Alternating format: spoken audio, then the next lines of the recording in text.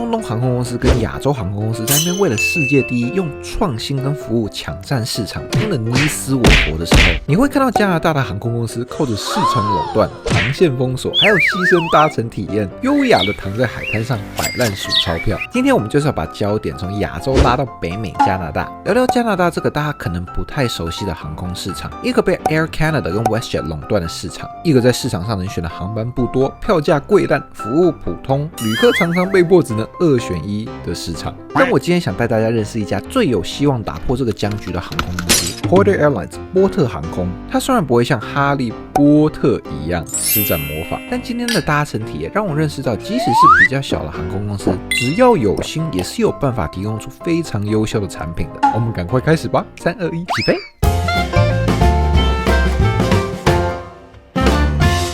！Hello， 大家好，我是 Ben。今天要飞的是大家可能没怎么听过的 Porter Airlines。大家会不知道也不奇怪，因为它常常被排挤在 Air Canada 跟 WestJet 两位大哥的后面。这就不得不先聊聊加拿大的航空市场了。Air Canada 跟 WestJet 在2024占了全加拿大70%多的国内市场份额。一个国家被2家航空公司垄断，其实本身不是很稀有的事。比如说日本就是全日空跟日航，之前韩国跟台湾也都是被2大航空公司主导。但拿日本为例，日本航空公司面对的竞争是激烈的。国内线要跟新干线竞争，国际线则是要跟各个其他国家的优秀航空谁先打架。这样的竞争会迫使大家持续追求进步。但加拿大呢，因为种种原因，沦落到了今天这个几乎很难有竞争的 duopoly， 小航空公司很难生存，就像前不久破产的 Lynx Air 以及陷入财务困难的 Flair Airlines。而市场被垄断的后果就是加拿大航空非常 questionable 的产品，常常会被很多人吐槽，包括我。当然 WestJet 也好不到哪里去，所以我是真的非常希望加拿大能出一个跟星宇一样能够打破平衡的航空公司，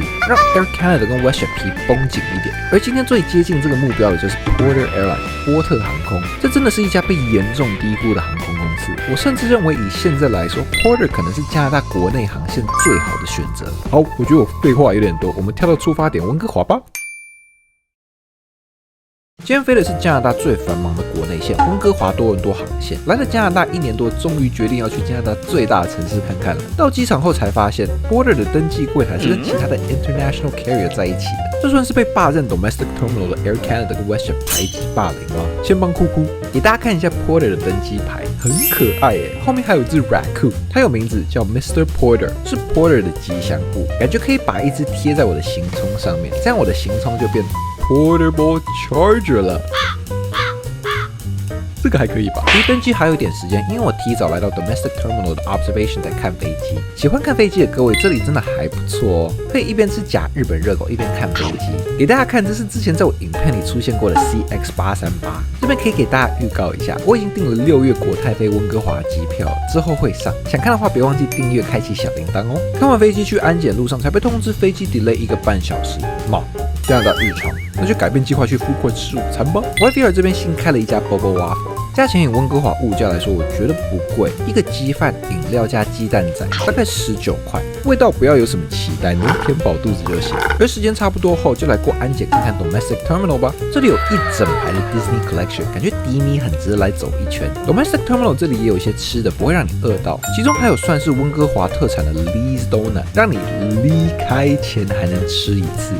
我觉得还行，有机会的话可以吃吃看。跳到飞机，今天搭乘的是 PD306， 机型不是波音也不是空客，是世界第3的民航机制造商 Embraer 巴航工业的飞机 E19512， 是 Porter Airlines 的主力机型，大概有40台正在赚钱，平均机龄非常之年轻，每个都是宝宝。机会难得就来介绍一下这款飞机吧。E19512 对标的应该是空巴的 A220 吧，载客量会在100上下，会比大家常见的波音737跟空巴 A320 系列的飞机更小。这种小飞机会更适用于飞偏向区域性跟市场较小的航线，就其实蛮适合加拿大这种地广人稀的地方，售价跟平时的营运成本也会比较便宜，更适合财力没有那么雄厚的小航空公司。话说各位 ，of course 是要选在我要飞的时候，多伦多给我来个暴风雪。看看这美丽的航班表，晚上的飞机几乎全部取消了，特别是 WestJet 跟部分的 Air Canada， 还有一堆 delay。多伦多在暴风，我也快暴风了，拜托今天能够顺飞。然后刚说完飞机就又被 delay 了，傻眼，还又 delay 2次，我的心摇delay，哇，我心累到我连广东话都可以讲谐音梗。从一开始的12点半到1点55到2点20，再到2点50，我到后面其实已经半放弃了，但还好最后还是有成功登机。好耶，来看飞机内部吧。E19512 feature 的是全长22的座椅布局，飞机真的蛮小的，感觉再高一点就要 K 到头了。虽然说全部的座椅都被归类为经济舱，但也是有分 Porter Reserve 跟 Porter Classic。可以把 Porter Reserve 想成是豪金舱，可以免费改机票，2个托运行李，更多的腿部空间，跟提供餐饮服务。不过外观上，椅子除了颜色不太一样以外，其实是没什么差别。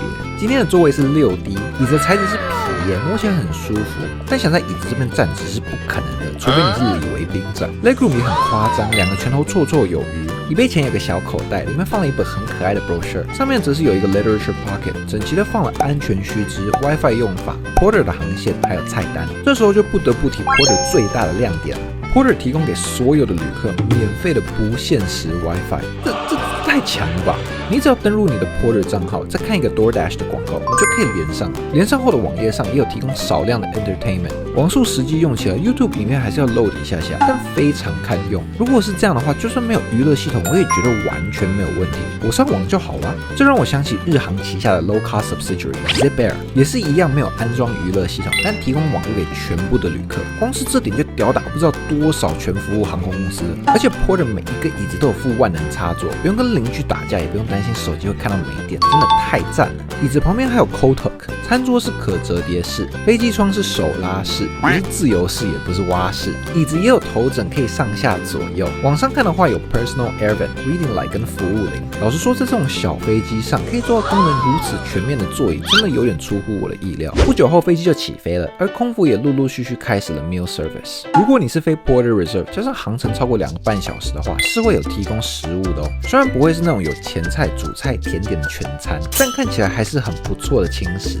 其他我们自己在 Porter Classic 的健民就只有零食跟饮料啦。当然想吃别的话，还是可以把卡刷下去。值得一提的是，食物选择会根据你飞行的出发点、抵达点还有时间而有所不同。Porter 大力宣传的一点就是他们 offer 的都是 Premium Canadian Snacks， 还有 Complimentary Wine and Beverages。零食有3种选择：杏仁、蚕豆跟牛油饼干。最近好像还加了个薯片。饮料的话，有不知道谁会喝的邪恶番茄汁。茶、咖啡、啤酒跟红白酒。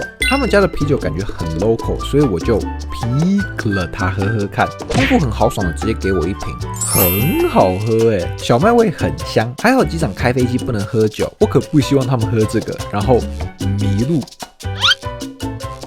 我好像太久没喝酒了，喝2口身体开始发热，衣服直接脱掉。零食的部分我先试了杏仁跟饼干 ，almond 还不错，咸咸的搭配啤酒，有种在吃下酒菜的感觉。饼干我就觉得还好，奶油味有点太重，吃起来跟你妈拿来放针线盒的那个奶油饼干一样，有点腻，不太是我的菜。然后我觉得很值得一提的是，他们的卫生纸是自家品牌的哦，很可爱，带回家擦屁股，刚好带到厕所。小飞机的厕所也是真的很小，有屁股喜欢的卫生纸跟屁股不喜欢的卫生纸。洗手乳、包尿布的台纸差不多就这样，但有温水哦，真的太碎啦。OK， 接下来要讲讲我认为 Porter 可以进步的地方。空中服务，吃完东西后等了蛮久，空服都没有来收垃圾。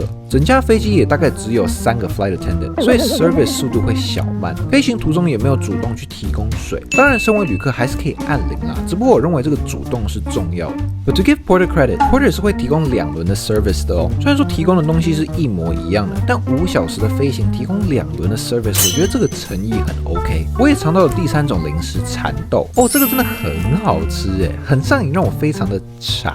要排名的话，大概是蚕豆大于杏仁大于饼干。饮料这次我则是试了他们的红酒，给各位看看，这个是玻璃杯耶 ，very glassy。我真的不记得上次在飞机上用玻璃杯是什么时候了，完全戳中我那虚荣的心，尊贵感都上来了。然后我虽然不是什么品酒的大师，但我觉得蛮好喝的，口味偏甜，酒精味也不会太重，很顺口 ，nothing to whine about。咻，不久后就抵达多伦多了。哦，我的天哪，外面是暴风雪的前夕。